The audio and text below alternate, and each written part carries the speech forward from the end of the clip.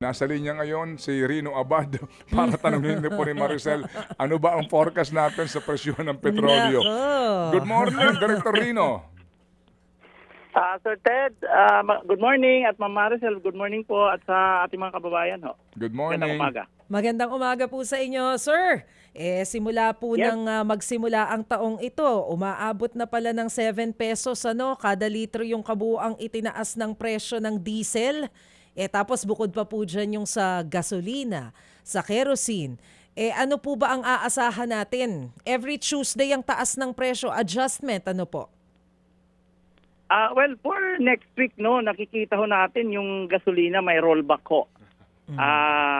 Baka umabot ho tayo ng around 30 centavo per liter. Mhm. Ang diesel baka walang adjustment or kung may adjustment man baka nasa 10 to 15 centavo. Mhm. Increase ho yan, increase. Sa kerosene baka umabot ho tayo ng 20 centavo na increase.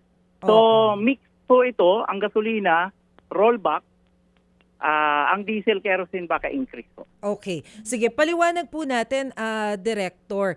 Ano po ba ang nangyayari? Ano po yung nakakaapekto? Bakit yung gasolina, ine-expect natin na tataas next week, pero yung diesel, ay baligtad.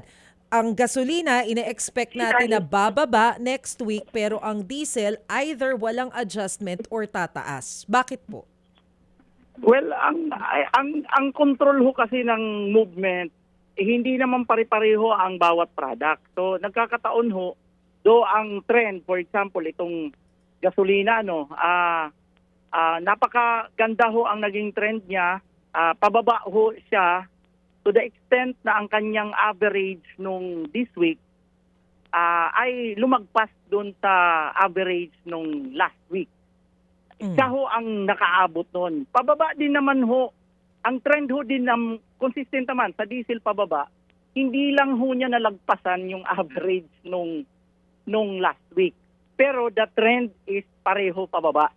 Kerosene pababa din ho. Hindi lang ho siya nakaabot na mas mababa ang average ngayong week kumpara sa last week. Even the oil, crude oil, pababa ho. So, ang maganda hong balita niyan, talagang consistent ang mga prices na pababa. Hindi nga lang kaagad naramdaman dahil hindi niya naabot na-overcome niya yung average nung last week. Doon sa dalawang product which is diesel ang kerosene. Baka next week ko, lahat na ho ng product, kung tuloy-tuloy ito magbaba, lahat ng product ko baka pababa na. Oh, Director, pakipaliwanag lang po yung bahagi na yun. Yung sinasabi po ninyo na hindi kasi umabot yung presyo next week. Ano po ito? Dahil po Yeah. sa inventaryo? Ma'am Maricel, kasi ang ating price, daily trading price ho ang ating Min of Platts Singapore. So, ang ginagawa ho natin dyan, para sa estimate namin, nag-i-estimate ho tayo, ina-average ho natin yung buong week for this week versus the average of the last week. Kasi nga, ang naging hindi ito sa deregulated regime naging customary practice na to nung industry after the regulation na meron ng weekly adjustment. So ang ginagawa to avoid the daily adjustment, most likely ina-average na rin ni oil company yung 5 days. Tapos kung ano ang movement, yun ang nagiging impact sa padating na week and so on and so forth. So cyclic na po yan. Okay. So dahil wala namang provision at gawin nila on a daily basis. Pwede nilang gawin like $80 ngayon ang gasolina, bukas naging 85, pwede nilang increase. But masyado hong tight yung period para igawa yung administrative announcement sa mga gasoline station nila. So naging parang okay yung 1 week na lang kasi nagagawa over the weekend, nagagawa nila yung mga instructions sa mga gasoline station. Opo. So, naging practice yan. There was also a time before Secretary Reyes na monthly nga eh. So, ina-average din yun, yung buong month versus the average of the last of the previous month. Para ho, mai-reflect yung naging impact ng movement sa incoming month. Uncyclic din ho yun. Pero ngayon, naging weekly na ho. So far, ang alam ko, Secretary Reyes started the weekly, not the monthly kasi mabigat ho yung isang buong buwan na adjustment. Opo, malinaw po yan. Kinukuha natin yung average na lingguhan para po sa adjustment. Pero ano-ano po yung mga factors na binabantayan natin na nakakaapekto dito po sa presyo ng petrolyo? Because of course, I understand may name-mention pa about yung mga geopolitical tensions. Well, if tayo naman ay importer lang ho talaga, hindi natin ma-deny yan. And at the rate we're consuming ang buong bansa, we're just consuming around 480,000 barrels of oil equivalent. Kasi nagiging finished product yan. Pero pag ibinalik mo sa oil, 480,000 barrels a day. So yan ho ay kasama dun sa global demand which is around 105 million barrels. So, pag kinumpute mo ho, nasa 0.4, less than pa nga, baka 0.2%. It's not even 2%, it's 0.2%. Hindi makalagpas ng 1%. Napakaliit po. So, if that is the case, wala ho talaga tayong influence sa price. Talagang sumusunod ho tayo kung ano ho ang nagiging market price ng traded price ng mga oil products na to doon sa mga bansa na merong kakayahan mag-produce gaya ng China, South Korea, Singapore. Tayo may kakayahan naman tayo mag-produce si Petron pero napakaliit ho. It's just around 20% of the daily demand natin. So ang akin diyan, the rest of the 80% are importing. So hindi ho nila magawa kung ano man ang presyo, hindi ho nila maigawa na impluwensahan ho yun. So kumukuha ho ang ating importer like Shell, Pemex, Petron, Sea Oil, kumukuha yan, kasama na ho nilang natatanggap kung ano ho ang presyo na nakukuha nila doon sa pag-i-import nila. So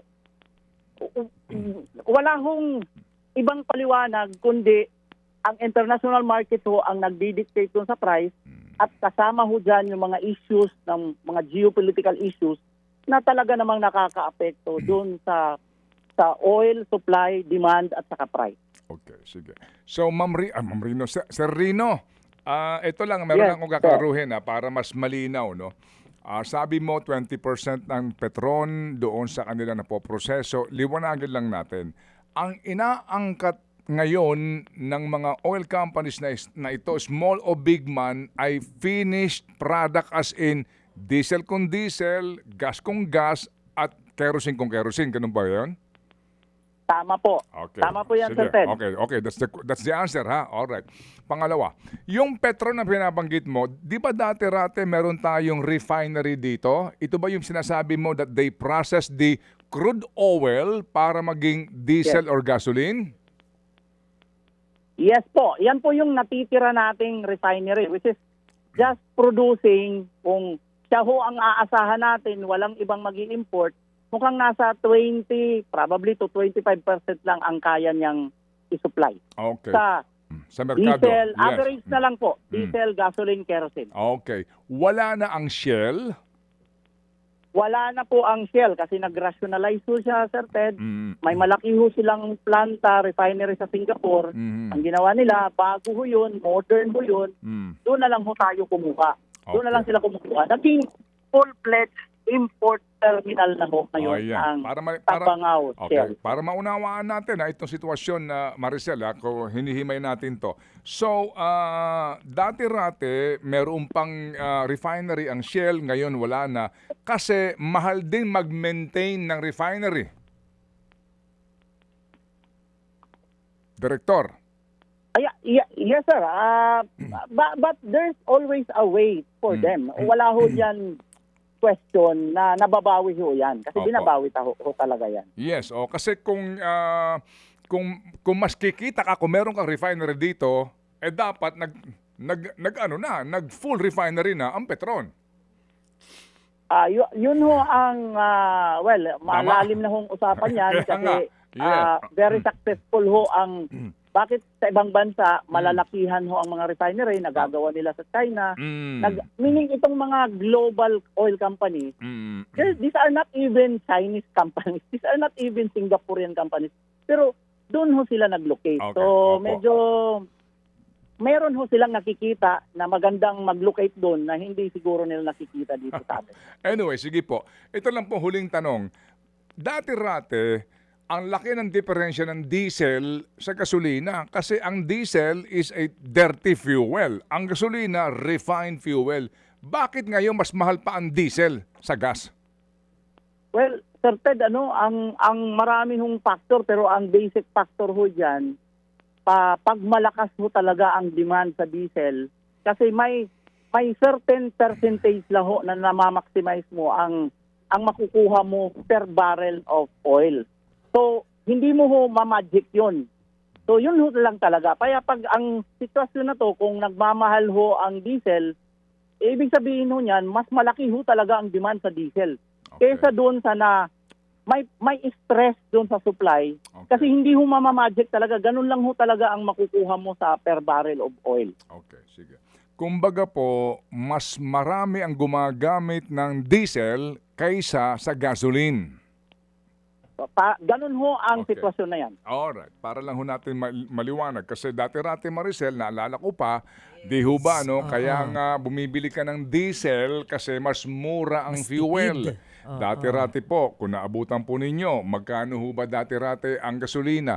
5 pesos per liter. Magkano ang diesel? 2 piso. Dati-rati, ng mga unang panahon pa yan. Yan, 30 ang gasolina, 15 ang diesel. Di ba? Dati yon. Ngayon, iba na. Okay. So, Sir Rino, sorry, naistorbo ka namin ulit ha. Okay lang ba? So, sa uulitin, abangan namin ang presyuhan ngayon on Monday sa iyong binanggit. Yes, Sir Ted. At Maricel. wag lang kalimutan, Sir Ted, yung mga kababayan natin. Tuloy-tuloy ho ang discount promo ng mga gasoline station. May napuntahan pa lang ho akong gasoline station nung weekend na umaabot ng 5 pesos ang discount per liter. Baka naman So- pagkalayo nun, Sir Rino. Dito lang naman ho tayo sa malapit sa syudad, no? So, marami ho. Sikat ho ang gasoline station na yan at nag-o-offer ho sila consistently ng mga discount promo. So, wag hong kalimutan ng mga kababayan natin.